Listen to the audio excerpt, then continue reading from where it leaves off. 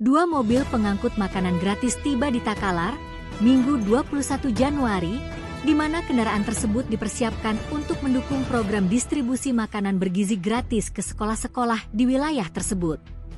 Mobil box ini merupakan bagian dari program makanan gratis yang diinisiasi oleh Presiden RI Prabowo Subianto.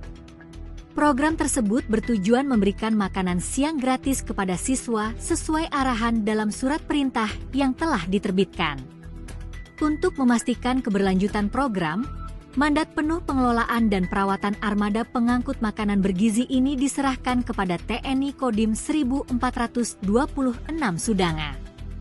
Letkol Faizal Amin, Komandan Kodim, Dandim, Takalar, mengonfirmasi bahwa 2 unit armada tersebut sudah diterima dan kini terparkir di Gedung Putih yang bercampur biru milik TNI Kodim.